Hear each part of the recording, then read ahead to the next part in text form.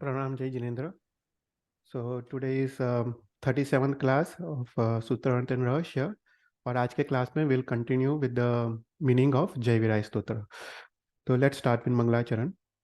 नमो अरियंतानम नमो सिद्धानम नमो आयरियानम नमो वज्जायानम नमो लोय सवसावनम ऐसो पंच नमुकारो सब पाव प्रणासनो मंगलारण च सवसिम परमोय मंगलम राग द्वेष विजेतारम ज्ञातारम विश्ववस्तु न सक्र पूज्य गिरामेशम तीर्थे संस्कृतिमानय पन्नगे च सुरेंद्रे च कौशिके पाद संस्कृत निर्विशेष मनस्काय श्री वीर स्वामी ने नमः.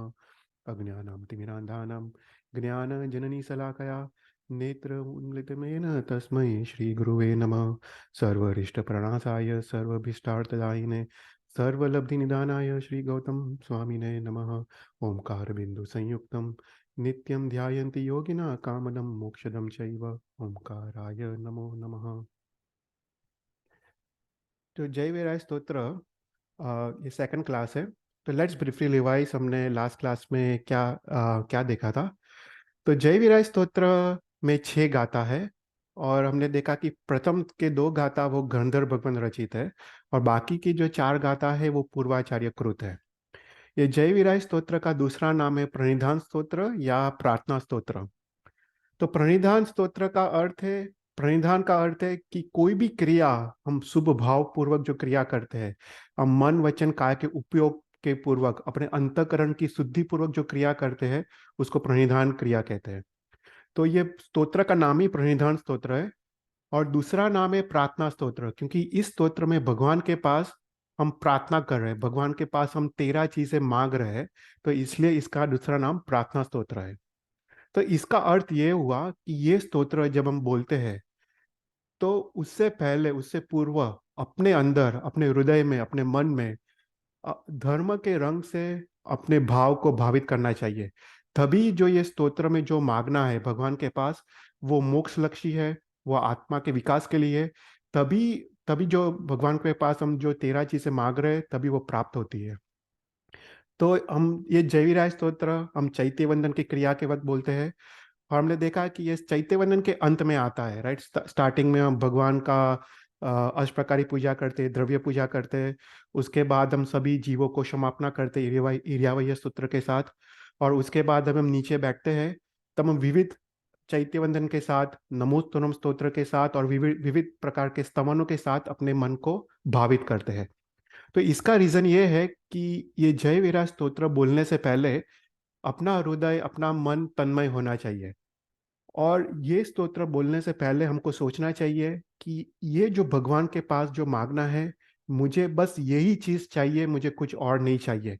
तभी ये स्तोत्र प्रणिधान रूप बनता है. फिर हमने देखा कि ये जो स्तोत्र है वो मुक्ता सूत्री शुद्धि मुद्रा में हम बोलते हैं. वो मुक्ता शुद्धि मुद्रा वो छिप के आकार की मुद्रा है. ये एक सिंबॉलिक है. हम ये कहना चाहते हैं कि जो छिप में जो मोती को हमको प्राप्त करना है, उसी प्रकार भगवान से जो ये 13 चीज मांगने हैं वो हमको मोती के समान अमूल्य है, वो हमको प्राप्त करने हैं.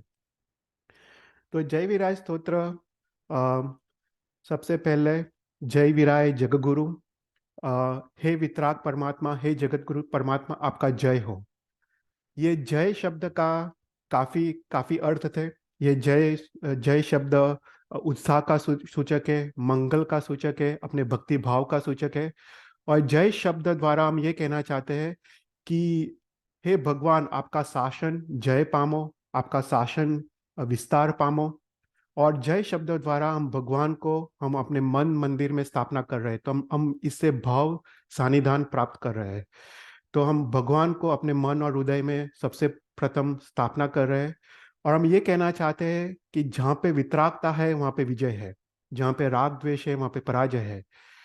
तो हम भगवान को जब अपने मन और हृदय में स्थापना करते हैं, हम ये व्यक्त करते हैं कि अपने भी राग द्वेष कम हो और हम भी ये वितरागता को हम प्राप्त कर पाए. उसी प्रकार हम कहते हैं, हे जगत गुरु परमात्मा, आपका जय हो. और जगत परमात्मा कैसे है? जगत गुरु है, वो लोकोत्तर गुरु है. और हम जो भी हमने ज्ञान प्राप्त किया है, जो भी द्वादशांगी है, वो भगवान से हमने प्राप्त किया है. और जगत गुरु परमात्मा का अर्थ है कि हम भगवान को जब हम हृदय मन मंदिर में स्थापना करते हैं तब हम ये संकेत देना चाहते हैं, ये कहना चाहते हैं कि मेरा मिथ्यात्व और अज्ञानता भी दूर हो। तो ऐसा करके हम स्तोत्र का शुरुआत करते हैं। उसके बाद हम कहते हैं कि हौम ममम तो पभाव भयवम। हमने देखा था कि जो भी हम प्राप्त करते हैं भगवान के प्रभाव से प्राप्त करते हैं। भगवान की शक्ति, भगवान का सामर्थ्य और भगवान की कृपा से जो भी प्राप्त करते हैं, तो अपने जो पाप कर्म का नाश है, जो दुर्गुण है, जो दोष है, उसका नाश है। सद्गुणों की प्राप्ति है, मोक्ष मार्ग की प्राप्ति है, मोक्ष मार्ग में आने वाले विघ्नों का नाश है, सम्यक दर्शन की प्राप्ति है। जो भी हम प्राप्त करते हैं वो भगवान की कृपा से प्राप्त करते हैं। अपना पुरुषार्थ बहुत छोटा है। अपना पुरुषार्थ मात्र भक्ति भाव को प्रकट करना है, अपना पुरुषार्थ मात्र समर्पण भाव को प्रकट करना है। बाकी सब कुछ जो प्राप्त होता है वो भगवान की कृपा से प्राप्त होता है। इसलिए यहाँ पे गणधर भगवंत ने ये वाक्य लिखा है, ओम ममम तो प्रभाव भयम। हे वितराग परमात्मा, आपके प्रभाव से मुझे ये 13 चीज की प्राप्ति कराओ, ये 13 चीज मुझे दो। तो सबसे पहले हम क्या मांगते हैं? सबसे पहले हम भव निर्वेद, संसार के प्रति वैराग्य, संसार के प्रति अरुचि, संसार के प्रति अनासक्त दशा, वो भगवान से मांगते हैं।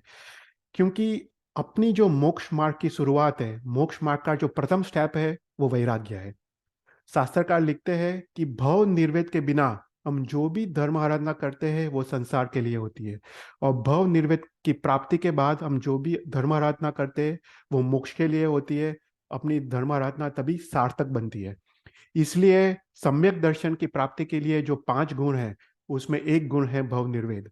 तो सबसे पहले हम परमात्मा से ये मांग रहे हैं कि हे परमात्मा, मुझे ये संसार बंधन रूप लगे, ये मुझे ये संसार छोड़ने जैसा लगे, संयम जीवन मुझे अंगीकार, मुझे प्राप्त करने जैसा लगे और मैं मोक्ष को प्राप्त करूं।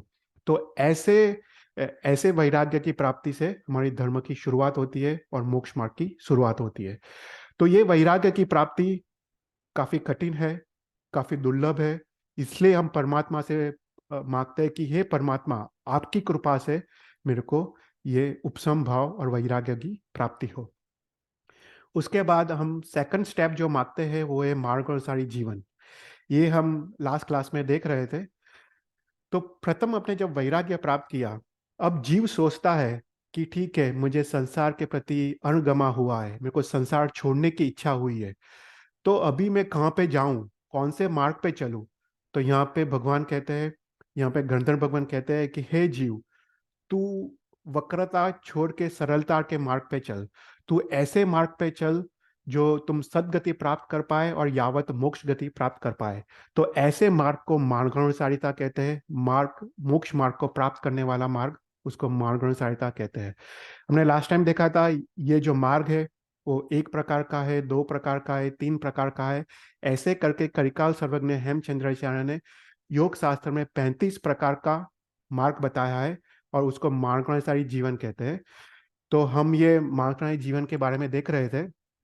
तो योग योग शास्त्र में इसका उल्लेख आता है कि श्रावक का जीवन कैसे होना चाहिए, राइट, जिससे उसको सद्गति की प्राप्ति हो और उसको मोक्ष की प्राप्ति हो। तो कैसे मार्ग पे चलना चाहिए, जीवन जीवन उसका कैसा जीना चाहिए। तो लास्ट टाइम हमने 15 गुण के बारे में देखा था। आज हम आगे देखेंगे। तो पहले जो 15 गुण है, वो पहला, सबसे पहला गुण हमने देखा था वो है न्याय उपार्जित धन। श्रावक जो भी कमाता है वो नीति और न्याय पूर्वक होना चाहिए, और उसका जीवन दया और परोपकारमय होना चाहिए। उसको गरीबों के प्रति दया और परोपकार होने चाहिए। फिर दूसरा था उचित विवाह। हम जैन कुल में शादी करना चाहिए, तभी हम अपने बच्चों को जैन संस्कार दे पाएंगे। और उसके अलावा हमने देखा था कि बहुत अमीर को गरीब में शादी नहीं करना चाहिए, बहुत ज़्यादा उम्र वाले को कम उम्र से शादी नहीं करनी चाहिए, सद्गुणी को दुर्गुणी से शादी नहीं करनी चाहिए। और जीवन में हमको स्वद्वारा संतोष व्रत ग्रहण करना चाहिए, तभी हमारा मैरिज एक अच्छे दिशा में जाता है और सुखपूर्वक गुजरता है। उसके बाद थर्ड गुण हमने देखा था है वो है शिष्टाचार की प्रशंसा। ये एक अद्भुत गुण है, बहुत ही मुश्किल गुण है, बहुत ही दुर्लभ गुण है। उसमें हम कहते हैं कि जहाँ पे भी गुण दिखे, जहाँ पे भी गुणी दिखे, उसकी अंतर से हृदयपूर्वक अनुमोदना करनी चाहिए। ये हम जहाँ पे भी हमको दया दिखे, परोपकार दिखे, सहनशीलता दिखे, क्षमता दिखे, क्षमा गुण दिखे, हमको कोई भी विनय विवेक कोई भी प्रकार का गुण दिखे, वो गुण की प्रशंसा करनी चाहिए और गुणी की प्रशंसा करनी चाहिए। तो हम यहाँ पे अनुबोधना रूप धर्म भगवान से मांग रहे हैं। उसके बाद फोर्थ गुण शत्रुता त्याग। हमने देखा कि सभी जीव के प्रति हमको मैत्री भाव धारण करना चाहिए। खामे में सव्व जीवा खमंतु में मित्ति में सव्व भूवेसु वैरम मज्जम न के नहीं। राइट। मैत्री भाव मतलब सभी जीव के दुख दूर हो, सभी जीव के पाप दूर हो और सभी जीव मोक्ष में जाए, ऐसी भावना, उसको मैत्री भाव कहते हैं। तो हमको सभी जीव के प्रति मैत्री भाव धारण करना चाहिए। अपने से जो दुखी जीव है उनके प्रति करुणा भाव धारण करना चाहिए। अपने से जो अधिक गुणवान है उनके प्रति प्रमोद और आनंद का भाव धारण करना चाहिए। और को धर्म की उपेक्षा करते हैं उनके प्रति माध्यस्थ भाव धारण करना चाहिए। उसके बाद फिफ्थ गुण वो है इंद्रिय विजय। जो आचार्य के 36 गुण हैं उसमें हम बोलते हैं पंचेंद्रिय संवर, राइट। पांच पांच इंद्रियों, पांच का संवर, राइट। तो यही गुण हम भी मांग रहे हैं कि हम संसार हम ऐसे जिए जिसमें हम पांच इंद्रियों का संवर कर कर पाए, राइट। हम कान से किसी की निंदा ना सुने, कान से सिर्फ प्रभु के वचन सुने, आंख से कोई ऐसा दृश्य ना देखे जिसमें विकार उत्पन्न हो। तो ऐसे करके पांच इंद्रियों का संवर करना चाहिए। उसके बाद हमने देखा कि अपना घर कैसा होना चाहिए, राइट। हमको ऐसे स्थान में नहीं रहना चाहिए जहाँ पे कोई भी प्रकार का भय हो, क्योंकि जहाँ पे भय होता है वहाँ पे अपना मन धर्म आराधना में लगता नहीं है। निर्भयता में ही हम अपना मन का उपयोग धर्म में कर सकते हैं। तो ऐसे स्थान में रहना नहीं चाहिए जहाँ पे सांप वीची आदि का भय हो, जहाँ पे चोर डाकू का भय हो, जहाँ पे कोई प्रकार का वॉर टेररिज्म कोई प्रकार का रोग चल रहा हो। ऐसे स्थान में रहना नहीं चाहिए। और घर भी कैसा होना चाहिए बोलते, उचित घर होना चाहिए। घर एकांत में नहीं होना चाहिए या बहुत नॉइजी प्लेस पे भी नहीं होना चाहिए। और आज के काल में हम देखें, मुझे ये बात याद आई कि हमारा घर बहुत हाई राइज बिल्डिंग में भी होना नहीं चाहिए। देखो क्या होता है, बॉम्बे में अगर बहुत हाई राइज बिल्डिंग में हो तो साधु भगवान गोचरी के लिए आते नहीं है, राइट। साधु भगवान एलिवेटर यूज नहीं करते। तो ये सब हमको ध्यान में रखना चाहिए कि अपना अपना घर नीचे होना चाहिए, ग्राउंड फ्लोर में। इंडिपेंडेंट घर हो तो साधु साध्वी भगवंत आते हैं गोचरी के लिए। तो घर अपना कैसा होना चाहिए उसका वर्णन कलिकाल सर्वज्ञ कर रहे हैं। फिर सबसे इंपॉर्टेंट गुण है पाप भीरुता। वंदित स्तोत्र में हमने देखा था, संबडिति जीवो जैविर पाम समाणे किंची अपोस्यो हि बंधो जैनम निदम तम सकुनहि। राइट। सम्यक दृष्टि जीव कैसा होता है, उसको पाप का भय होता है। वो कोई भी पाप करता है उसको अंदर से एक दुख होता है, वेदना होती है। वो कोई भी पाप वो जैना पूर्वक करता है, वो निर्ध्वंस रूप से नहीं करता है। तो उससे क्या होता है, अपना जो कर्म बंध है, राइट, उसका जो रस बंध और स्थिति बंध वो अल्प होता है। उसके बाद देशाचार का पालन, देश के प्रसिद्ध आचारों का पालन करना चाहिए, राइट। ऐसी कोई भी क्रिया नहीं करनी चाहिए जिसमें हम जेल में जाए। उसके बाद लोकप्रियता। तो बोलते हैं कि श्रावक कैसा होता है, वो लोकप्रिय होता है। वो दान और परोपकार की क्रिया करने करने द्वारा वो सबको मदद करता है और उसके द्वारा वो लोकप्रिय बनता है। अपने भामा शाह, जगरू शाह, पेतर शाह, आज के जमाने में कुमार पार्वती शाह, कल्पेश शाह, राइट, वो सब लोकप्रिय है। उसके बाद 11वां गुण देखा था उचित व्यय। अपना स्पेंडिंग कैसा होना चाहिए, तो इनकम के हिसाब से होना चाहिए। हमको जो भी लोन लेते हैं वो अपनी शक्ति से अनुसार लेना चाहिए, शक्ति से ज़्यादा लोन नहीं लेने चाहिए। अपने एक्सपेंसेस है, हमने देखा था कि 4 भाग में विभाजित करने चाहिए। सेविंग्स है, रेगुलर एक्सपेंसेस, मेडिकल एक्सपेंसेस और धर्म। शास्त्र में लिखा है कि मिनिमम 10% ऑफ जो भी हम कमाते हैं वो धर्म में उपयोग करना चाहिए। फिर उचित वस्त्र। अपने वस्त्र भी उचित होने चाहिए, मर्यादित होने चाहिए कि किसी को अपने निमित्त से विकार भाव उत्पन्न ना हो, राइट। और अपने ज्ञाति के हिसाब से, अपने पैसे के हिसाब से वस्त्र होने चाहिए। अगर बहुत ही श्रीमंत आदमी हो तो वो फटे हुए कपड़े नहीं पहन सकता है, उसमें धर्म की निंदा होती है। तो उचित वस्त्र होने चाहिए। उसके बाद हमने देखा था 13 माता पिता का पूजन, राइट। तो माता पिता का पूजन, माता पिता तीर्थ समान है। और माता पिता के पूजन से ही धर्म की योग्यता प्रकट होती है, राइट। जो भी माता पिता की सेवा करते हैं, भक्ति करते हैं, उनके सभी इच्छाएं पूर्ण करते हैं, उनको त्रिकार वंदन करते हैं, उससे जो भगवान का जो लोकोत्तर धर्म है उसकी योग्यता प्राप्त होती है। उसके बाद 14 सत्संग, कि अपने मित्र मंडल कैसे होने चाहिए, राइट। हमको दुराचारी के साथ सत्संग नहीं करना चाहिए। हमको जो जहाँ पे भी झूठ है, चोरी है, व्यभिचार है, ऐसे फ्रेंड्स हमारे होने नहीं चाहिए। अपने जीवन में कल्याण मित्र होने चाहिए जो हमको सही वक्त पर, सही समय पर धर्म का मार्ग दिखाए। और 15 जो लास्ट हमने देखा था वो है कृतज्ञता। अ, कृतज्ञता अर्थात दूसरे के छोटे से भी उपकार को याद करना। राइट। अपने में जीवन में जिसने भी जो भी उपकार किया हो, किसी ने हमको इमोशनल सपोर्ट दिया हो, किसी ने हमको हम भूखे हो तो खाना दिया हो, प्यासे हो तो पानी दिया हो, कोई भी अपने विद्या गुरु, कला गुरु, धर्म गुरु, अपने माता पिता, जिसने भी हमारे पे उपकार किया हो, छोटे से छोटे, इवन अपने डॉक्टर्स, राइट, हमारे इलाज किया हो, सबका याद करने का, उनकी धन तन मन धन से उनकी सेवा करने की। तो ऐसा करके हमने यहाँ पे 15 गुण के बारे में लास्ट टाइम देखा था। उसके बाद हम आगे बढ़ते हैं मार्गानुसारी जीवन में। तो 16th और 17th जो गुण है वो है भोजन रिलेटेड, आहार रिलेटेड। राइट। तो यहाँ पे कलिकाल सुरंग ने हेमचंद्राचार्य कहते हैं कि श्रावक का भोजन कैसा होना चाहिए, श्रावक का आहार कैसा होना चाहिए। तो सबसे पहले अपना भोजन, अपना आहार जैन धर्म के हिसाब से होना चाहिए। उसमें 22 अभक्ष्य का त्याग, उसमें रात्रि भोजन का त्याग आ जाता है, 32 अनंत का त्याग आ जाता है, 4 महाविगय का त्याग आ जाता है, वासी चीजों का त्याग आ जाता है। राइट। तो ऐसा अपना भोजन होना चाहिए। उसके बाद कहते हैं कि श्रावक को मैक्सिमम 3 बार खाना चाहिए। 3 बार से ज्यादा श्रावक को खाना नहीं चाहिए। और जब भी वो श्रावक खाता है तो बैठ के खाना चाहिए। और दो दो बार खाने के बीच वो मिनिमम 4 से 6 घंटे का अंतर होना चाहिए कि भोजन अजीर्ण ना हो। राइट। फिर आगे जाके लिखते हैं कि जो भी हम आहार ग्रहण करते हैं वो क्यों करते हैं। तो शास्त्र में लिखा है कि शरीर वो धर्म का साधन है। राइट। हमको शरीर टिकाने के लिए खाना है, पर नहीं कि जीने के लिए खाना है। राइट। तो हमको शरीर को मात्र टिकाने के लिए खाना है, तो अपना भोजन सात्विक होना चाहिए और अपना भोजन पौष्टिक होना चाहिए। तो ऐसा करके आहार की बात आती है। उसके बाद 18 जो गुण है वो है ज्ञानी पूजा। ज्ञानी पूजा मतलब जो भी पंडित है, जो अपने से अधिक ज्ञानी है, जो भी धर्म उपदेशक है, जो भी साधु साध्वी भगवंत है, उनको उनकी पूजा करनी चाहिए। राइट। तो अपने घर में अगर कोई पंडित आए, कोई भी कोई भी ऐसे धर्म उपदेशक आए, तो सबसे पहले हमको खड़ा होना चाहिए, उनको उचित स्थान देना चाहिए। हमको उनको ऊंचे स्थान पे बिठाना चाहिए, हमको नीचे स्थान में बैठना चाहिए, उनको खाना खिलाने के बाद हमको खाना चाहिए।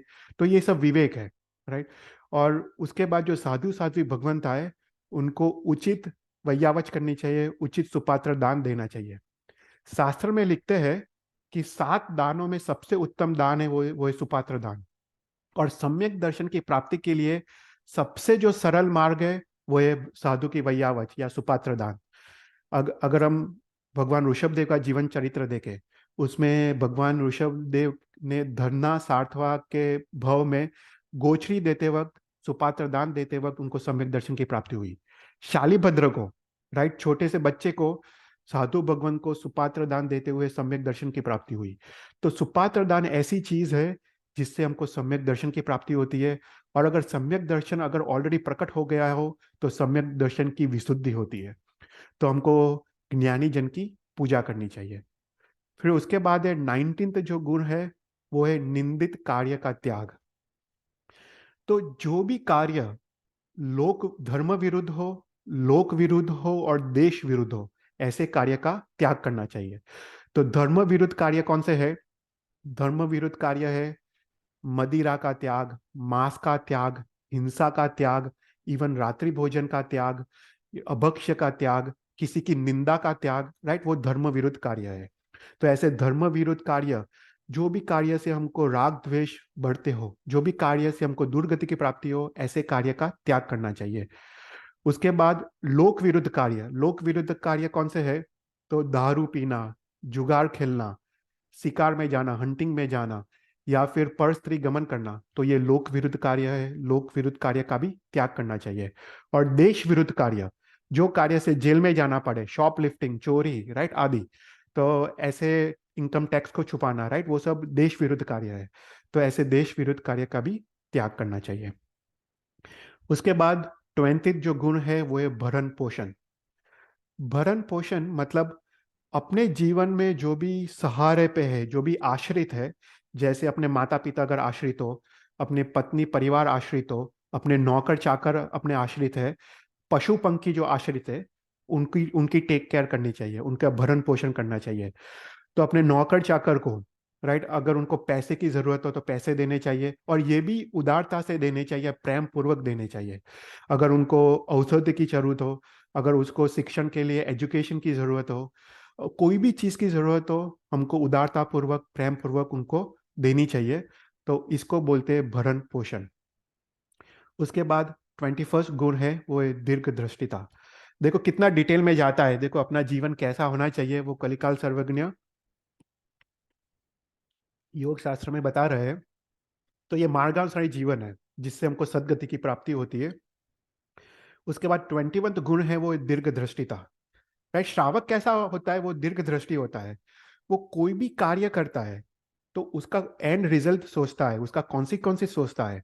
और वो ऐसे कार्य, कोई भी कार्य ऐसा नहीं करता है जिसमें स्व पर का अहित हो, जिसमें उसको दुर्गति में जाना पड़े। राइट, तो श्रावक कैसा होता है, वो दीर्घ दृष्टि होता है।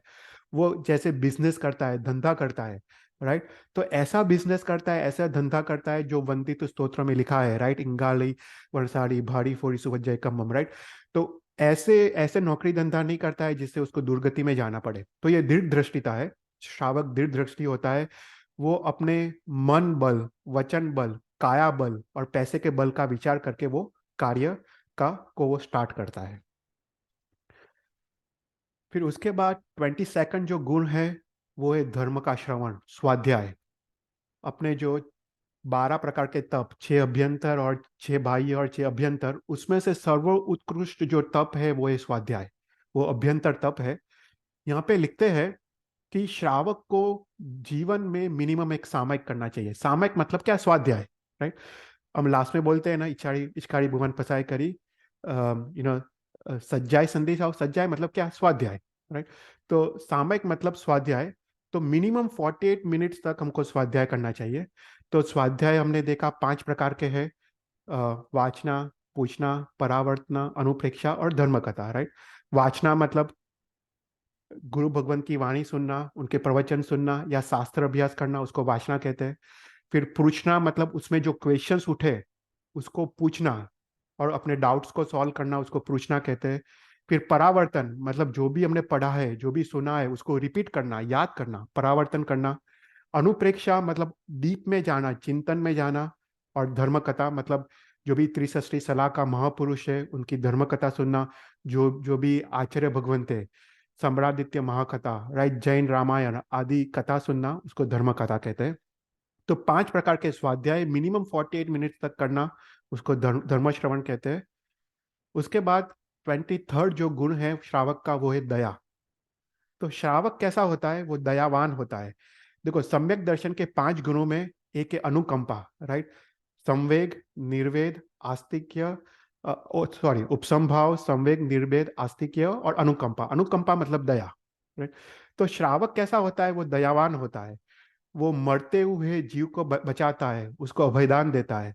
वो भूखे को खाना देता है, प्यासे को पानी देता है। वो दरिद्र को पैसा देता है। वो जिसको भी जो भी सहायता की जरूरत हो, निर्वस्त्र को वस्त्र देता है। वो अपराधी को क्षमा करता है। देखो वो भी दया है। किसी ने अपराध किया हो उसको क्षमा करना, वो अद्भुत दया है। जो भी अपंग है उसकी सहायता करता है, राइट। किसी को रोजगार की जरूरत हो उसको, गरीब को रोजगार देता है। तो अपने श्रावक ना दयावान होते थे। तो ये धर्म की योग्यता प्रकट होती है इससे। तो अपना जीवन दयावान होना चाहिए, सबको मदद करनी चाहिए, परोपकार करना चाहिए। उसके बाद 24th जो गुण है वो है बुद्धि। तो यहाँ पे लिखते हैं कि हमको बुद्धि के 8 गुण को विकास करना चाहिए। तो श्रावक बुद्धिमान होता है, राइट। तो बुद्धि के 8 गुण कौन से हैं? तो सबसे पहले है शुश्रूषा। शुश्रूषा मतलब धर्म जानने की इच्छा, जिज्ञासा, कि भगवान ने क्या कहा है, सत्य क्या है, वो जानने की इच्छा, उसको शुश्रूषा कहते हैं। दूसरा जो बुद्धि का गुण है वो है श्रवण। एक बार जिज्ञासा प्रकट हुई, उसके बाद शास्त्र श्रवण करना, शास्त्र का अभ्यास करना, गुरु महाराज से जाके शास्त्र सुनना, उसको श्रवण कहते हैं। उसके बाद थर्ड है ग्रहण। जो भी हमने सुना है उसको, उसका मीनिंग उसका जो अर्थ है उसको कॉम्प्रिहेंड करना, उसको समझना, उसको ग्रहण कहते हैं। उसके बाद धारणा। धारणा मतलब जो भी हमने मीनिंग जो जो जो एस्टेब्लिश किया है उसको वापस रिपीट करना या मेमोराइज करना, उसको धारणा कहते हैं। उसके बाद धारणा के बाद आते हैं उआ और अपो। उआ और अपो मतलब logical reasoning, right. For example हम देखें कि भगवान ने बोला है रात्रि भोजन न करने का, तो हमने सुना है, हमने हमने उसको मीनिंग भी एस्टैब्लिश किया है, उसको मेमोराइज भी किया है। पर अभी हमको लॉजिकल रीजनिंग करने का कि भगवान ने ऐसा क्यों कहा है, राइट। तो हमको सोचने का कि रात्रि भोजन क्यों ना ना बोला है। तो उसका लॉजिकल रीजन की त्रस्त जीव की हिंसा है, राइट। तो ऐसे करके उसको लॉजिकल रीजन से उसको एक्सेप्ट करने का। उसके बाद अर्थ विज्ञान मतलब उसके रहस्य को एस्टैब्लिश करने का। और उसके बाद है तत्व ज्ञान। तत्व ज्ञान मतलब उसको जीवन में उतारना, राइट। तो जो भी हमने सुना है, समझा है, उसका अर्थ को एस्टैब्लिश किया है, उसके रहस्य को एस्टैब्लिश किया है, उसके बाद लास्ट स्टेप है उसको जीवन में उतारना। देखो, अगर अगर हम जीवन में उतारे नहीं तो उसका कोई मतलब नहीं है। तो ज्ञान को आचार में उतारना उसको बोलते हैं तत्व ज्ञान। तो श्रावक कैसा होता है? श्रावक के ये बुद्धि के 8 गुण को वो विकास करता है। उसके बाद 25th गुण है गुण का पक्षपात। तो जहां पे भी उसको गुण दिखते हैं, जहां पे विनय, वैयावच, क्षमा, दान, शील, तप, धर्म, राइट, संयम, कुछ भी प्रकार के उसको उसको गुण दिखते हैं, वो गुण के फेवर में जाता है, गुण का पक्षपात करता है, गुण की अनुमोदना करता है, और जो गुण जिसके पास है उस वो व्यक्ति की भी अनुमोदना करता है। तो वो गुण का पक्षपाती होता है। फिर उसके बाद 26th है, वो सबसे इंपॉर्टेंट है, वो है दुराग्रह त्याग। वो बहुत डिफिकल्ट है। दुराग्रह त्याग। दुराग्रह मतलब क्या? ये सभी अपना नेचर होता है कि हम सोचते हैं कि मैंने जो कहा है वही सत्य है, मैंने जो माना है, मैंने जो सोचा है वही सत्य है, उसको दुराग्रह कहते हैं। और दुराग्रह से हमको दुर्गति मिलती है। तो दुराग्रह अपने अहंकार से जन्म लेता है, अपने अभिमान से दुराग्रह जन्म लेता है। तो जो हम कहते हैं, हम मानते हैं वही सत्य, उसको दुराग्रह कहते हैं। और जो भगवान ने कहा है वही सत्य, उसको सत्याग्रह कहते हैं। तो हमको दुराग्रह छोड़ के हमको सत्याग्रह को अपनाना चाहिए। देखो, शास्त्र में 3 प्रकार के राग का है: काम राग, स्नेह राग, दृष्टि राग, राइट। काम राग मतलब पैसे पे राग, मकान पे राग, अपने शरीर पे राग, वो सब काम राग है। फिर स्नेह राग मतलब अपने पुत्र परिवार पे राग, राइट, अपने भाई बहन माता पिता, अपने बेटे पे, इन अपने परिवार पे राग, उसको स्नेह राग कहते हैं। तो काम राग और स्नेह राग छोड़ने का इजी है। पर जो थर्ड है वो दृष्टि राग। दृष्टि राग मतलब मैंने जो कहा वही सत्य, उसको दृष्टि राग कहते हैं। दृष्टि राग अत्यंत मुश्किल है क्योंकि वो अपने अहंकार से जन्म लेता है, अपने मान कषाय से जन्म लेता है। तो यहाँ पे लिखते हैं कि हमको दृष्टि राग को छोड़ना है, दुराग्रह को छोड़ना है।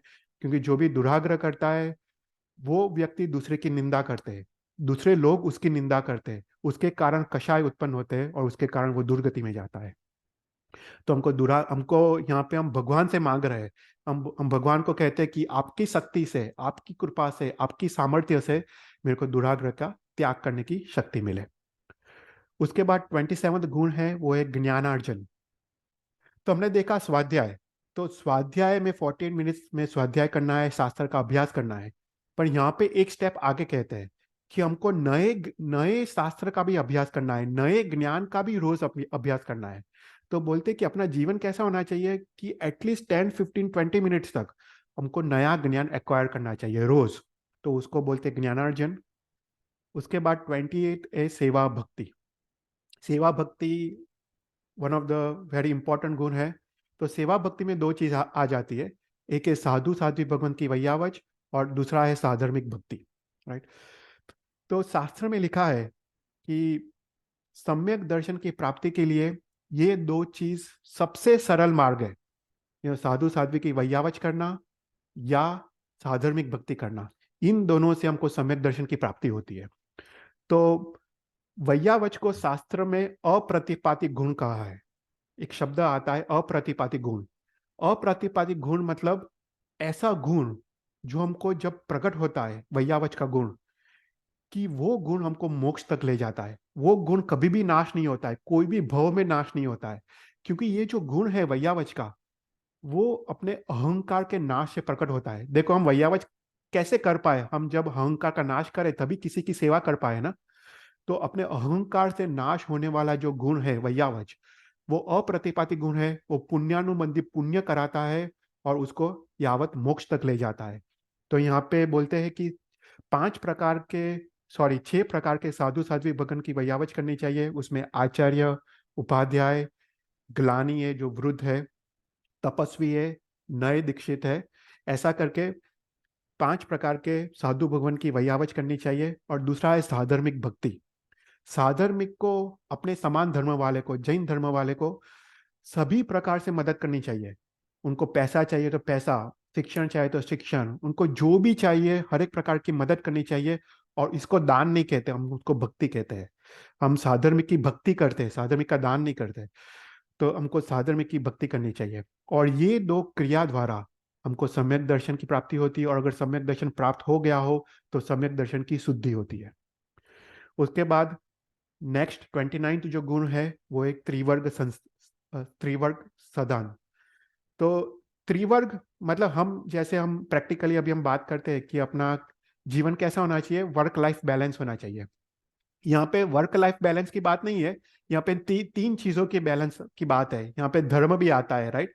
तो यहाँ पे अर्थ, काम और धर्म, इन 3 चीजों का बैलेंस होना चाहिए। तो अर्थ मतलब पैसे कमाने की क्रिया, काम मतलब सोने की क्रिया, खाने की क्रिया, वो सब काम है। और थर्ड है धर्म। तो यहाँ पे कहते हैं कि श्रावक को अपना जीवन 3 भाग में विभाजित करना चाहिए। 8 घंटे, 8 घंटे, 8 घंटे। देखो बोलते हैं कि अपना ऑफिस वर्क 8 घंटे का होना चाहिए। यूएस में तो 8 घंटे होता है। अपना ऑफिस वर्क 8 घंटे का होना चाहिए। बाकी सोने, खाने, मौज मस्ती करने का समय भी 8 घंटा है। और बाकी जो 6 आवश्यक क्रिया, उसका समय 8 घंटे है, राइट। तो 8 घंटे यहाँ पे कलिकाल स्वरूप ने बोलते हैं कि श्रावक को 8 घंटे धर्म की आराधना में लगाना चाहिए।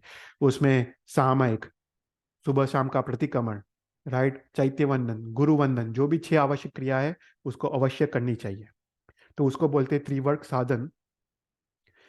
उसके बाद नंबर 30 है देश काल का ज्ञान। तो श्रावक कैसा होता है, वो देश काल के अनुरूप क्रिया करता है। फॉर एग्जाम्पल हम काल ले, समय ले, तो काल मतलब वो रात को खाता नहीं है, रात को वो नहाता नहीं है, रात को वो बाहर घूमने के लिए नहीं जाता है, क्योंकि रात को इरिया समिति का पालन नहीं होता है। तो रात को वो घूमने के लिए नहीं जाता है। अगर सुबह को ले, सुबह को ब्रह्मचर्य का पालन करना है, सुबह को निंद्रा नहीं करनी है, राइट। तो उसका जो जीवन है कैसा होना चाहिए, समय के अनुसार होना चाहिए। हम अतिचार स्तोत्र में बोलते हैं ना, जब ज्ञान का अभ्यास, काले विनय बहु माने, राइट, काल, अकाल को पढ़ना नहीं चाहिए। तो श्रावक काल के हिसाब से करता है। और देश मतलब प्लेस, राइट, वो प्लेस के हिसाब से चीजें करता है, राइट। श्रावक को ऐसी जगह पे ना जाना चाहिए जहाँ पे राग द्वेष उत्पन्न हो। जैसे जहाँ पे अल्कोहल सर्व होता हो, जहाँ पे जो रेस्टोरेंट्स में मीट सर्व होता हो, जहाँ पे हिंसा होती हो, स्लॉटर हाउसेस होते हो, राइट। ऐसे किसी के घर जहाँ पे वो दुराचारी है, राइट, ऐसे किसी के घर नहीं जाना चाहिए। तो श्रावक को देश काल का ज्ञान होना चाहिए। उसके बाद 31st गुण है वो है बलाबल विचार। श्रावक अपने बल का विचार करता है। तो मन बल, वचन बल, काया बल, राइट। वो ऐसा कुछ भी नहीं करता है जिसमें उसको बाद में पछताना पड़े, राइट। तो ये इवन इवन धर्म में, राइट, अगर कोई श्रावक है और श्रावक ने उसकी शक्ति के उपरांत, शक्ति से ज्यादा, फॉर एग्जाम्पल घी बोल दिया, उसने सपोज 1 करोड़ का घी बोल दिया। अभी उसको 1 करोड़ तो है नहीं, उसको घर बार सब कुछ बेचना पड़े। तो शक्ति के बाहर उसको करना नहीं चाहिए। अगर कोई भी व्रत नियम ले, राइट, अगर फॉर एग्जाम्पल उसने ब्रह्मचर्य का नियम लिया पर उसको ब्रह्मचर्य के पालन की शक्ति नहीं है, तो ऐसा नियम नहीं लेना चाहिए। तो कोई भी व्रत नियम, कोई भी इवन अपना बिजनेस स्टार्ट करता हो, तो उसके अपने अपने धन का विचार करना चाहिए कि उसके पास उचित धन है या नहीं। तो ऐसी कोई भी क्रिया नहीं करनी चाहिए जिससे उसको पछताना पड़े और उसके मन में कषाय उत्पन्न हो। उसके बाद 32 और 33 है परोपकार। तो श्रावक का जीवन कैसा होता है, श्रावक परोपकारी होता है, राइट। वो वो वो सुबह या शाम का विचार किए बिना वो अपने 100 काम को छोड़ के भी दूसरों को हेल्प करता है, दूसरों को मदद करता है, राइट। वो हर एक प्रकार की वो परोपकार की क्रिया करता है। तो श्रावक परोपकारी होता है। उसके बाद 34th जो गुण है वो है लज्जा। लज्जा इज वेरी वेरी इंपॉर्टेंट गुण। हमने जैसे देखा था, अ, एक गुण है पाप की भीरुता, राइट, पाप से डरना। यहाँ पे लज्जा मतलब अनुचित क्रिया का शर्म, यू नो। अनुचित क्रिया करते वक्त शर्म आनी चाहिए, क्योंकि जहाँ पे शर्म है वहाँ पे ही मर्यादा है, और जहाँ पे ही मर्यादा है वहाँ पे ही धर्म है, राइट। तो अगर लज्जा हो, अगर अगर शर्म हो, तो वो उचित वस्त्र पहनेंगे, छोटे वस्त्र पहनेंगे नहीं। अगर लज्जा हो, शर्म हो, तो अनुचित व्यवहार नहीं करेंगे, अनुचित बोलेंगे नहीं, ऐसा कुछ भी बोलेंगे नहीं जिससे किस झगड़ा हो, जिसको किसी को अप्रिय लगे, ऐसी कोई भी क्रिया नहीं करेंगे। तो यहाँ पे शास्त्रकार लिखते हैं कि श्रावक और श्राविका को अनुचित क्रिया करते वक्त शर्म होनी चाहिए, पर मात्र अनुचित क्रिया के वक्त ही शर्म होनी चाहिए, उचित क्रिया के वक्त शर्म नहीं होनी चाहिए। फॉर एग्जाम्पल, हम गुरु भगवान के पास गए, और गुरु भगवान के पास जाके हम जब आलोचना लेते हैं, तो हमको दिल से जो भी हमने पाप किया हो वो सब कुछ हमको बोलने चाहिए, तब हमको शर्म नहीं करनी चाहिए।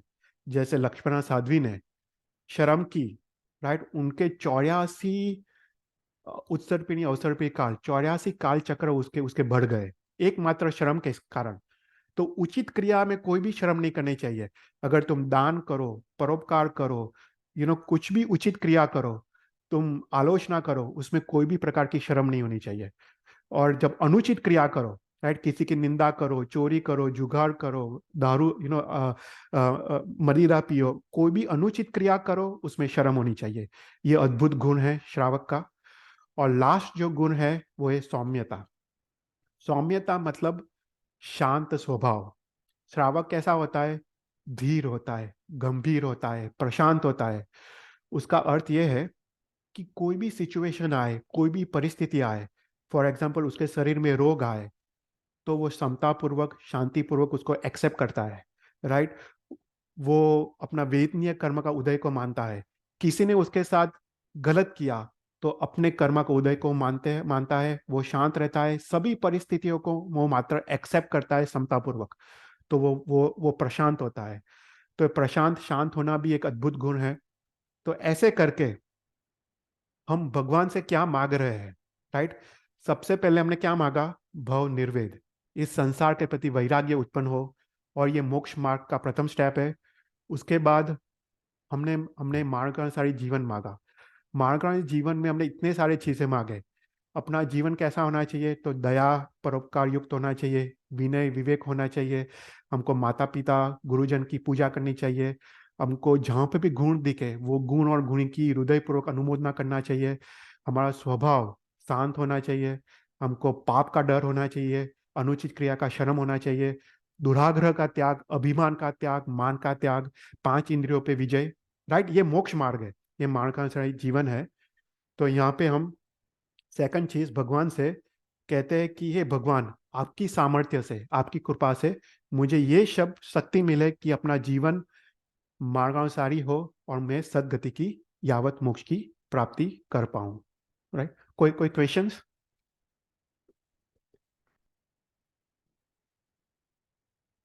ठीक है, तो आगे बढ़ते हैं। उसके बाद हम थर्ड चीज भगवान से मांगते हैं, वो है इष्ट फल सिद्धि। इष्ट फल सिद्धि मतलब इष्ट फल की सिद्धि, मतलब मनोवांछित फल की सिद्धि, मनोवांछित फल की प्राप्ति। तो अभी तक हम मोक्ष मार्ग की तरफ जा रहे हैं, मोक्ष की तरफ जा रहे हैं। सबसे पहले हमको भव निर्वेद प्राप्त हुआ। हमको अभी संसार में रहने का मन नहीं है, हमको दीक्षा लेने का मन है, हमको संसार छोड़ने का मन है, हम अपना मार्गानुसारी जीवन जी रहे हैं, राइट। तो ऐसे श्रावक को, ऐसे साधु साध्वी भगवान को मनोवांछित फल क्या हो सकता है? उसके मन में मनोवांछित फल क्या हो सकता है? उसको मनोवांछित फल तो मोक्ष की प्राप्ति हो सकती है, राइट। इच्छित फल क्या हो सकता है? उसको तो एक ही चीज होती है कि कब मैं मोक्ष को प्राप्त करूं। तो इष्ट इष्ट फल सिद्धि का अर्थ है मोक्ष की प्राप्ति, मुझे मोक्ष को प्राप्त करना है। तो अभी हम मार्गानुसारी जीवन पे जा रहे हैं, राइट। और मार्गानुसारी जीवन में जाते जाते अपने को अंतराय आते, अपने को विघ्न आते, अपने अंतराय कर्म का उदय आता है, तो श्रावक को ये इच्छा जागती है कि मेरे ये सभी अंतराय दूर हो जाए, सभी विघ्न दूर हो जाए, कि मैं ये मोक्ष मार्ग में मैं आगे बढ़ सकूं। तो ऐसी इच्छा वो इष्ट इच्छ है, ऐसी इच्छा वो मनोवांछित इच्छा है। तो यहाँ पे इष्ट फल सिद्धि का अर्थ ऐसा है कि जो भी सामग्री, जो भी वस्तु की प्राप्ति से हमको मोक्ष मार्ग में सहायता मिले, राइट, और हमको अगर वो चीज प्राप्त ना हो तो हमको हमको मोक्ष मार्ग में रुकावट मिले, वो चीज वस्तु की प्राप्ति, उसको इष्ट फल सिद्धि कहते हैं। तो मोक्ष मार्ग में चलने के लिए सबसे इंपॉर्टेंट क्या है? तो यहाँ पे शास्त्रकार कहते हैं कि अपनी मन की, अपने चित्त की शुद्धि, चित्त की समाधि, या अपने चित्त की स्वस्थता, राइट। हम अपना मन अगर स्वस्थ हो, अपना मन अगर समाधि हो, तभी हम धर्माराधना कर पाएंगे। तो यहाँ पे ऐसे कोई भी चीज वस्तु की प्राप्ति जिससे हमारा मन शांत रहे, स्वस्थ रहे, समाधि में रहे, कि अपना मन हम धर्म की क्रिया में लगा पाए, ऐसे चीज वस्तु की प्राप्ति, उसको इष्ट फल सिद्धि कहते हैं। तो फॉर एग्जाम्पल इसको हम समझते हैं कि इसका अर्थ क्या है। कि फॉर एग्जाम्पल किसी को जीवन में बहुत बड़ा रोग आया है, कैंसर आया है। अभी कैंसर आने के बाद वो अत्यंत पीड़ा में है, अत्यंत शोकग्रस्त है, उसका मन अस्वस्थ है, असमाधि में है, राइट। उसके कारण वो धर्म की क्रिया कर नहीं सकता है, धर्म में उसका मन नहीं लगता है। तो अगर वो भगवान के पास मांगे कि हे भगवान, मुझे ये दुख को दूर कर दो, मुझे शरीर, मेरे को निरोगी बना दो, तो ऐसी इच्छा, उसको इष्ट फल सिद्धि कहते हैं। क्योंकि ऐसी इच्छा से अगर वो असमाधि में रहा, असमाधि में मरा, तो वो दुर्गति में जाएगा। पर उसको जब समाधि, निरोगीता प्राप्त होगी, तो अपना मन वो धर्म में लगा पाएगा और वो मोक्ष की तरफ जाएगा। तो ऐसी इच्छा, उसको इष्ट फल सिद्धि कहते हैं, राइट। तो ऐसी कोई भी चीज वस्तु की प्राप्ति जिसमें अपनी पुण्य की कमी है, उसके कारण अपना मोक्ष मार्ग रुका हुआ है, राइट। तो जैसे अपने शास्त्र में एग्जाम्पल आता है कि वीर विजय महाराज साहब थे आज से 200 साल पहले, राइट। तो वीर विजय महाराज साहब जब बचपन में छोटे बच्चे थे, उनको पहले से उनको पूर्व भव के संस्कार के कारण उनको उनको दीक्षा लेने की इच्छा थी। अभी उन्होंने उन्होंने माता को बोला मुझे दीक्षा लेना है, पर माता ने बोला कि नहीं बेटे, तू अभी दीक्षा मत ले, पहले तू बड़ा हो जा, पहले तू शादी कर ले, और फिर शादी के बाद मुझे एक पुत्र पुत्र या पुत्र बेटे की प्राप्ति हो, उसके बाद तू संयम जीवन में जाना, राइट। तो उसको यहाँ पे एक रुकावट है। तो यहाँ पे वो भगवान से वीर विजय, जो वीर है, उसका नाम वीर है, वो मांगता है कि हे भगवान, मेरी जल्दी से शादी हो जाए, जल्दी से मुझे बेटे बेटी की प्राप्ति हो जाए, कि मैं संयम मार्ग में आगे चला जाऊं। तो ऐसी इच्छा, उसको इष्ट फल सिद्धि कहते हैं। तो यहाँ पे समझना चाहिए कि जो संसार की सामग्री है, वो उचित भी हो सकती है, अनुचित भी हो सकती है, राइट। जो भी संसार की सामग्री से हमको राग द्वेष की वृद्धि हो, राइट, जिससे हमको विषय के प्रति आसक्ति बढ़े, जो हमको दुर्गति में ले जाए, वो अनुचित है। पर जो संसार की वस्तु की प्राप्ति, जो हमको दान, शील, तप और भाव रूप धर्म बढ़ाए, उसको उचित कहते हैं, राइट। तो संसार की सामग्री दोनों उचित हो सकती है और अनुचित हो सकती है।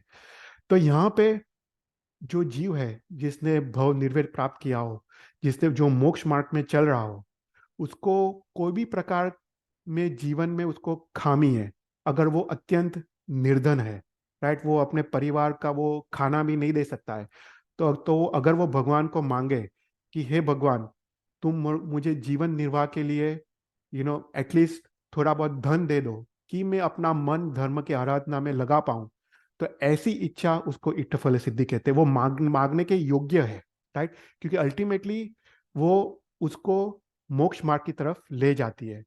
पर अगर अगर हम देखें, अगर हम श्रीमंत हैं, हमारे पास काफी पैसे हैं, और हम भगवान के पास मांगे कि हे भगवान, मुझे कुछ और पैसे दे दो, तो वो इष्ट फल सिद्धि नहीं है। क्योंकि उससे राग द्वेष की वृद्धि होती है और उसको दुर्गति में ले जा सकता है। तो यहाँ पे अत्यंत महत्वपूर्ण है समझने का, कि हमको भगवान से क्या मांग सकते हैं, क्या इष्ट फल सिद्धि है। ये ये जीव को धर्म के प्रति, उसको अथाग राग है, उसको धर्म के मार्ग में आगे बढ़ना है, पर उसको कोई प्रकार की रुकावट है, और वो चीज की मांगना, वो चीज की प्राप्ति, उसको इट्टफल सिद्धि कहते हैं। तो यहाँ पे इट्टफल सिद्धि का मुख्य उद्देश्य है कि चित्त की अपने मन की स्वस्थता बनी रहे, अपने मन समाधि में रहे, और उसके कारण हम अपना मन हम धर्म की आराधना में लगा पाए उत्साह पूर्वक, आनंद पूर्वक। तो ऐसी चीज वस्तु की प्राप्ति, उसको इट्टफल सिद्धि कहते हैं। तो हम थर्ड स्टेप में भगवान से क्या मांग रहे हैं कि अपने मोक्ष मार्ग में आने वाले सभी अंतराय दूर हो, जो भी अंतराय कर्म जो उदय विघ्न उदय में आने वाले हैं वो सभी दूर हो, और इसके कारण मेरा चित्त स्वस्थ शांत समाधिमय रहे, और उसके कारण मैं धर्म की आराधना में अपना मन लगा पाऊं और मोक्ष मार्ग में आगे बढ़ पाऊं। ऐसे चीज वस्तु की प्राप्ति की हम यहाँ पे मांग कर रहे हैं। कोई क्वेश्चंस?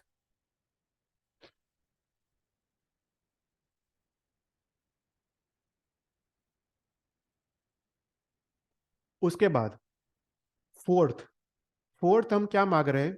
तो यहाँ पे कहते हैं लोक विरुद्ध चाओ, लोक विरुद्ध आचार का त्याग। देखो, हम एक जर्नी कर रहे हैं मोक्ष की तरफ। एक मिनट में तो पानी पी लेता हूँ।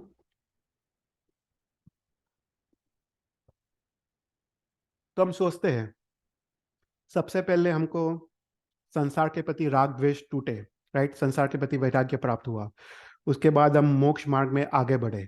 उसके बाद इसलिए इसके कारण हमने भगवान ने मार्गानुसारी जीवन मांगा, और मोक्ष मार्ग में जो भी अंतराय आने वाले हैं, जो भी विघ्न आने वाले हैं, उसको दूर होने की शक्ति मांगी कि हे भगवान, आपकी कृपा से जो भी अंतराय है, जो भी विघ्न है, वो दूर हो जाए, और मैं अपनी चित्त को स्वस्थ बना पाऊँ, समाधि में रखूं। राइट। अभी धर्म मार्ग में, मोक्ष मार्ग में आगे बढ़ने के लिए चित्त की समाधि और चित्त की स्वस्थता इतनी इनफ नहीं है। यहाँ पे कहते हैं कि अपना चित्त, अपना हृदय कोमल होना चाहिए, कठोर नहीं होना चाहिए।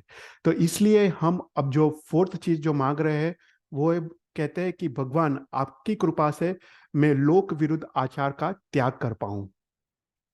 तो यहाँ पे लोक विरुद्ध आचार मतलब क्या?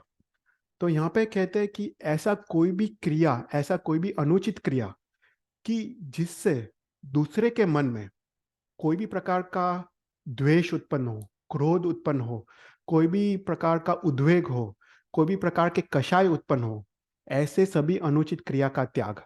राइट। तो लोक विरुद्ध क्रिया अर्थात जैसे किसी की निंदा करना। राइट। हम जब किसी की निंदा करते हैं तो उससे क्या होता है कि दूसरे को दुख होता है। राइट। वो दूसरे को अत्यंत अप्रिय होती है, उसके मन में कषाय उत्पन्न होता है। या फिर किसी किसी को अप्रिय चीज बोलना, या फिर किसी की चीज लेके वापस न देना। राइट। ये सब कुछ अनुचित क्रिया है, या किसी का तिरस्कार करना, इवन अन्य धर्मियों का तिरस्कार करना, ये सब लोक विरुद्ध आचरण है। और लोक विरुद्ध आचरण से क्या होता है कि दूसरा जो जीव है उसके मन में तो राग द्वेष आदि उत्पन्न होते हैं, कषाय उत्पन्न होते हैं। उसके कारण वो धर्म करने के तो दूर की बात, वो धर्म से दूर भागता है, और उसको भवांतर में भी बोधि की प्राप्ति नहीं होती है। तो यहाँ पे कहते हैं कि ये ऐसे लोक विरुद्ध आचार से हमको दूर रहना चाहिए, क्योंकि लोक विरुद्ध आचार से क्या होता है कि अपने दिल में, अपने मन में, अपने हृदय में कठोरता आती है, और ऐसे कठोर मन में, ऐसे कठोर हृदय में भगवान के गुण, जिन गुण कहाँ पे प्रकट हो सकते हैं? तो अपना अपना गुण, अपना जो हृदय है, मन है, वो अत्यंत कोमल होना चाहिए। इसके कारण हम कहते हैं कि लोक विरुद्ध आचार का त्याग करना चाहिए। तो शास्त्र में लिखा है कि 9 प्रकार के लोक विरुद्ध आचार है जिसका हमको त्याग करना चाहिए। तो सबसे पहले है निंदा। राइट। सर्वजन की निंदा, हमको किसी की भी निंदा नहीं करनी चाहिए, क्योंकि निंदा सबको अप्रिय होती है। हम निंदा क्यों करते हैं? हम आइदर अपना अच्छा दिखाते हैं, किसी का बुरा दिखाते हैं, आइदर हैबिट, कुटेव के कारण निंदा करते हैं, या अपनी सहन शक्ति की खामी के कारण हम किसी की निंदा करते हैं। और हम जब किसी की निंदा करते हैं ना, उस जीव को दुख होता है, उस जीव को क्रोध आता है, और उसके कारण अपने को अपने अपने को अपयश अपयश नाम कर्म का उदय आता है। तो हम जब निंदा करते हैं, हम दूसरे को दुख को देखते नहीं है, हम दूसरे को दुख हम समझ नहीं पाते, दूसरे को दुख को देखते नहीं है, वो अपने अंदर की कठोरता दिखाता है। और ऐसे कठोर हृदय में ये जो गुण है वो कहाँ से प्रकट होंगे? तो यहाँ पे इसलिए लिखा है कि सभी प्रकार की निंदा का त्याग करना चाहिए, और स्पेशली जो जो जो गुणवान लोग हैं, जो जो साधु संत है, पंडित है, उनकी निंदा तो अवश्य नहीं करनी चाहिए। तो सबसे प्रथम लोक विरुद्ध आचार है, सभी प्रकार की निंदा का त्याग करना चाहिए। फिर सेकंड है रजु धर्म करण हसन, मतलब अपने से जो अल्प बुद्धिशाली जीव है, राइट, अपने से जिसको अल्प ज्ञान है, वो जो भी धर्म क्रिया करता है, राइट, उसके धर्म क्रिया में एक खामी है, राइट। तो हम ऐसे लोग पे हमको हंसना नहीं चाहिए, ऐसे लोग पे क्रोध नहीं करना चाहिए, ऐसे लोग पे द्वेष नहीं करना चाहिए। उसको वात्सल्य पूर्वक उसको समझाना चाहिए कि है भाई, तुम जो कर रहे हो गलत है, पर ऐसा तुम करो, तो वात्सल्य पूर्वक उनको समझाना चाहिए। और अगर वो माने नहीं, तो हमको माध्यस्थ भाव हमको धारण करना चाहिए। तो अगर हम अल्प बुद्धि वाले के धर्म की क्रिया पे हंसे, वो हमारे दिल, अपने मन की कठोरता का सूचन करता है, और ऐसे कठोर दिल में धर्म आता नहीं है। और जो दूसरा जो जीव जो धर्म करता है, वो भी धर्म से दूर भागता है। उसके बाद थर्ड जो लोक विरुद्ध क्रिया है, वो है लोकमान्य का अपमान। जो लोकमान्य पुरुष है, जैसे अपने मंत्री, प्रजा, अपने संघ के अधिपति, राइट, जो मान्य, जो भी पॉपुलर लोग हैं, उनका अपमान करना। तो हमको ये इससे बचना चाहिए, उनकी उनकी कोई भी प्रकार की निंदा नहीं करनी चाहिए। उसके बाद फोर्थ है बहुजन विरुद्ध संघ, मतलब जहाँ पे भी कोई भी प्रकार का धर्म विरुद्ध आचरण दिखे, राइट, जहाँ पे भी चोरी दिखे, झूठ दिखे, व्यभिचार दिखे, ऐसा कोई भी धर्म विरुद्ध आचरण दिखे, ऐसे लोग के संग का त्याग करना चाहिए, राइट। हमको जो जो हमने सत्संग की बात की थी, तो वो यहाँ पे वही बोलते हैं कि जहाँ पे भी खराब आचरण दिखे, वो वहाँ पे ऐसे लोगों का त्याग करना चाहिए। उसके बाद है देशाचार उल्लंघन। तो कोई भी देश के आचार का उल्लंघन नहीं करना चाहिए। हमने मार्गदर्शन जीवन में देखा कि इन तीन प्रकार की निंदित जो क्रिया है, धर्म जो धर्म विरुद्ध है, लोक विरुद्ध और देश विरुद्ध क्रिया का त्याग करना चाहिए। उसके बाद जो सिक्स्थ है, वो है उल उलबन भोग, मतलब श्रावक को अत्यंत कोई भी भोग की क्रिया नहीं करनी चाहिए। तो जहाँ पे अत्यंत आरंभ समारंभ की क्रिया हो, तो जैसे पूरे दिन बाहर पार्टीज में जाना, पूरे दिन रेस्टोरेंट्स में खाने जाना, पूरे दिन घूमने के लिए जाना, तो ऐसा करके अत्यंत जो आरंभ समारंभ की क्रिया है, वो लोक विरुद्ध क्रिया है, और उसका त्याग करना चाहिए, राइट। फिर सेवंथ है खुद खुद जो धर्म किया है, जो हम धर्म करते हैं, उसको प्रकट नहीं करना चाहिए। हमको अपने खुद के गुणगान नहीं गाने चाहिए, वो भी लोक विरुद्ध है। देखो, जैसे हम दान करते हैं, तो हमको कहना नहीं चाहिए कि मैंने दान किया। अगर हम तप करते हैं, तो किसी को कहना नहीं चाहिए कि मैंने तप किया। तो अपने गुणगान गाने नहीं चाहिए, वो भी लोक विरुद्ध क्रिया है। फिर सज्जन के संकट में संतोष, राइट। अपने जो भी मित्र मंडल है, अपने जो भी फ्रेंड्स है, इवन अपने एनिमीज है, अपने जो भी हमको हम किसी को अच्छे नहीं लगते, ऐसे लोग अगर कोई संकट में हो, राइट, तो उसमें हमको आनंद या संतोष व्यक्त नहीं करना चाहिए। वो भी एक लोक विरुद्ध आचरण है, वो अपने दिल की कठोरता का सूचक है। और लास्ट है सामर्थ्य होने के बावजूद किसी को हेल्प ना करना, अप्रतिकार। मतलब अपने पास शक्ति है, सामर्थ्य है, पर किसी किसी को फिर भी किसी को मदद न करना, वो भी लोक विरुद्ध कार्य है। तो हमको परोपकार, दया का भाव अवश्य होना चाहिए। तो यहाँ पे हम कहते हैं कि लोक विरुद्ध कार्य का त्याग। तो यहाँ पे लोक जो शब्द है ना, लोक लोक शब्द का अर्थ है कि जो भी शिष्ट पुरुष है, जो भी सज्जन पुरुष है, वो जो गलत समझते हैं, ऐसे आचार को त्याग, राइट। जैसे सामान्य लोग तो जैसे चोरी, झूठ, ऐसे ऐसे तो गलत समझते ही है, पर जो सज्जन पुरुष जिसको गलत समझते हैं, जैसे किसी की हंसी उड़ाना, किसी की मश्करी करना, ऐसे चीजों का भी त्याग करना चाहिए। तो हम भगवान से यहाँ पे क्या मांग रहे हैं कि ये भगवान, मैं मोक्ष मार्ग के आगे बढ़ रहा हूँ, मेरे मेरे चित्त की प्रसन्नता, चित्त की समाधि और स्वस्थता प्राप्त की है, पर अभी मैं आगे बढ़ने के लिए मेरे को अपने मन और हृदय को मेरे को कोमल बनाना है। क्योंकि अगर मेरा मन और हृदय कठोर हो, तो उसमें ये सब जो गुण हैं वो कैसे प्रकट होंगे। तो यहाँ पे हम कहते हैं कि भगवान आपकी कृपा से मैं ऐसा कोई भी कार्य, ऐसा कोई भी अनुचित कार्य न कर पाऊं जिससे मेरा मन और हृदय कठोर हो और दूसरे जीव का भी अहित हो, दूसरे जीव का भी नुकसान हो, दूसरा जीव भी धर्म के मार्ग से वो वंचित हो जाए। तो जो फोर्थ चीज मांगा है वो है लोक विरुद्ध कार्य का त्याग। और हम लास्ट जो फिफ्थ गुण हम देखते हैं वो है गुरुजन पूजा। कोई भी क्वेश्चन है अभी तक?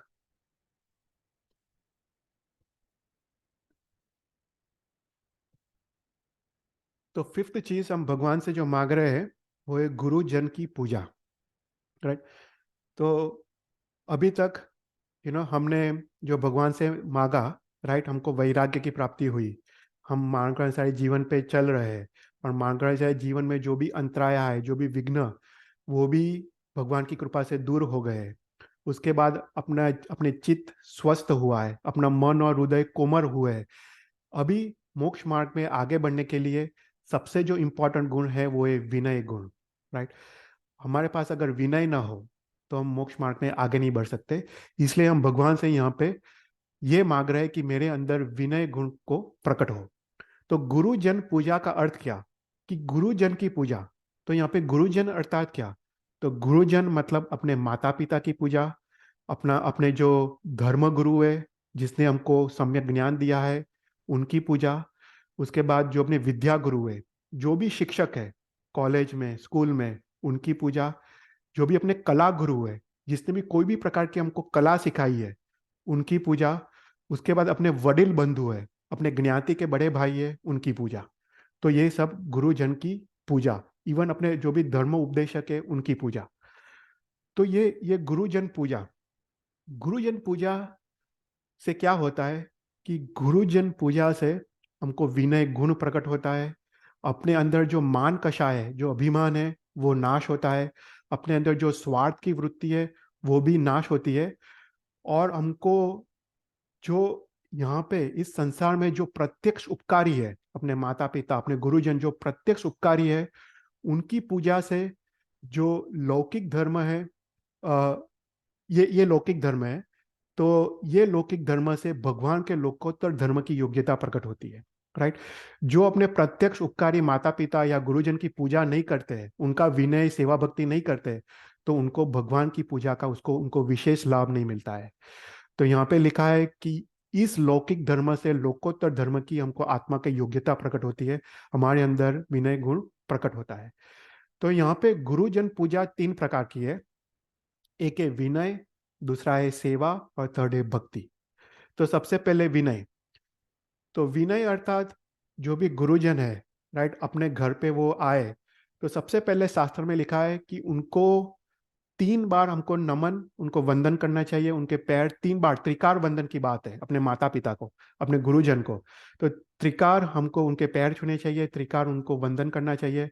उसके बाद वो अपने घर पे आए, उनको उचित आसन देना चाहिए, हमको नीचे आसन पे बैठना चाहिए।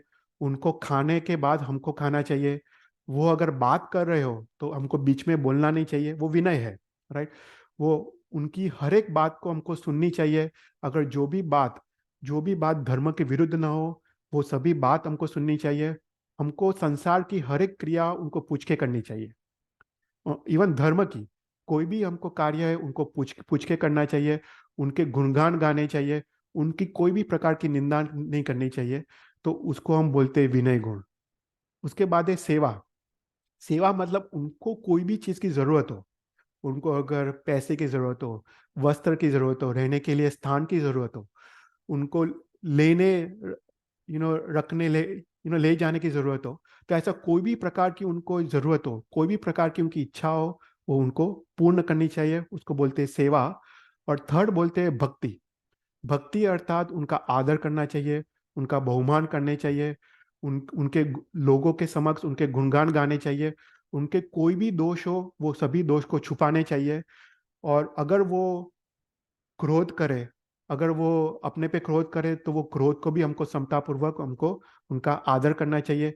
हमको कभी भी उनके पास बड़े आवाज से बात नहीं करनी चाहिए। तो उसको बोलते हैं भक्ति। तो ये विनय, सेवा और भक्ति से हमको विनय गुण प्रकट होता है। हमको हमारे जो मान कषाय है वो नाश होते हैं। और यहाँ पे शास्त्र में लिखा है कि जो भी गुरुजन की अविनय करता है, राइट, उसको तीव्र अंतराय कर्म का बंध होता है, और वो मोक्ष मार्ग में वो अंतराय करता है। तो हमको यहाँ पे हम भगवान से ये प्रार्थना करते हैं कि भगवान आपकी कृपा से मेरा अभिमान अहंकार का नाश हो, मुझे विनय गुण यहाँ पे प्रकट हो। तो ऐसा करके हमने आज देखा कि हमने 5 चीज भगवान से मांगी, राइट।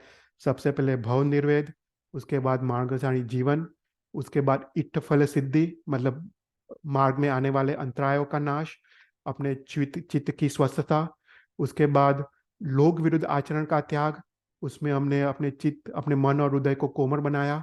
और यहाँ पे 5th चीज जो मांगी कि मुझे आपकी कृपा से मैं गुरुजन की पूजा कर पाऊं और मेरे में विनय गुण को प्रकट हो, और उस द्वारा मैं मोक्ष मार्ग में मैं आगे बढ़ पाऊं। तो यहाँ पे हम आज का लेक्चर खत्म करते हैं।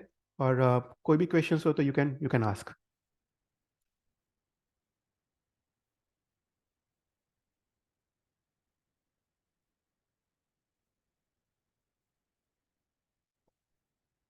कोई भी क्वेश्चंस? ક્વેશ્ચન તો નથી હા. ચૈતલભાઈ, પણ ખૂબ જ મજા આવી રહી છે.